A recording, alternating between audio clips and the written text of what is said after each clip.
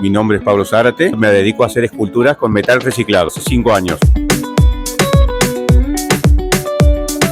Un 90% es naturaleza, animales, pero suelo hacer otras cosas. Una vez que la pieza está terminada, después les doy una terminación con una laca. El material casi todo es de la calle, lo que la gente tira, y si no, recorro talleres de autos, de motos, de bicicletas, premios. Gracias por eso, premio de adquisición. Le dieron una vuelta a lo que siempre venían eligiendo, que eran cosas tradicionales, y este año se enfocaron más en lo que es sustentable. Por eso más que nada me eligieron.